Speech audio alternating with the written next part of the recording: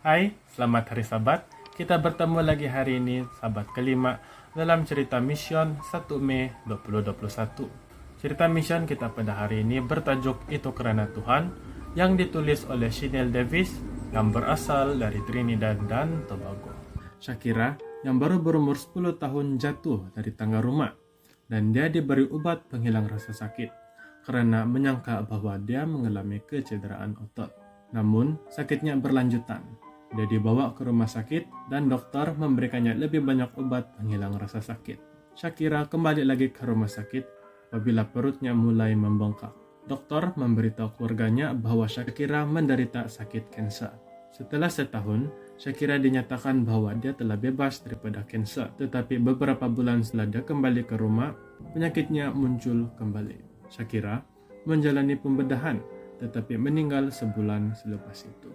4 bulan kemudian, kaki ibu pula mulai membengkak. Dia dirawat selama 2 minggu di rumah sakit, dan dokter mendiagnosis ibu bahwa dia mengalami depresi akibat daripada kematian Shakira.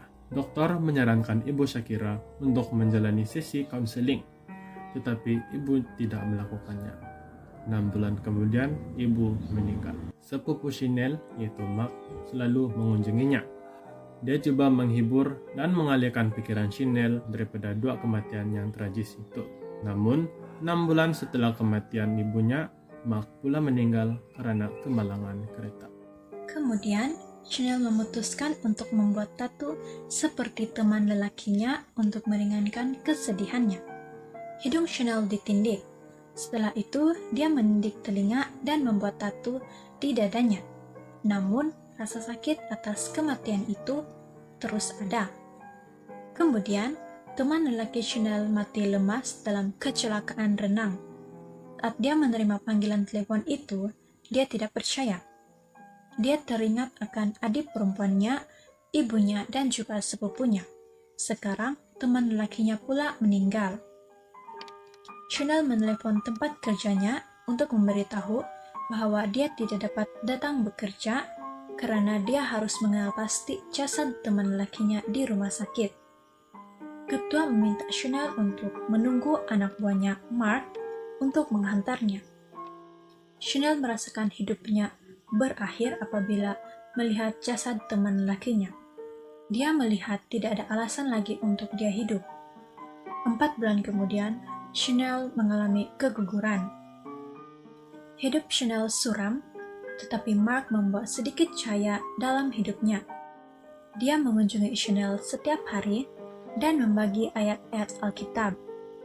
Dia membacakan Yohanes 3 ayat 16, karena begitu besar kasih Allah akan dunia ini, sehingga ia telah mengaruniakan anaknya yang tunggal, supaya setiap orang yang percaya kepadanya tidak binasa, melainkan beroleh hidup yang kekal.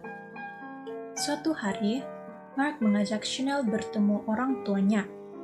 Ayahnya mendengar cerita hidup Chanel yang menyedihkan dan memberikan nomor teleponnya.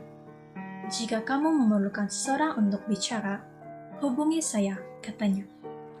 Sejak itu, Matt sering membawa Chanel ke tempat orang tuanya. Chanel menyukai mereka dan tertarik mendengar tentang Tuhan. Suatu hari ketika mereka bercerita, Chanel meminta kebenaran mengikuti mereka ke gereja.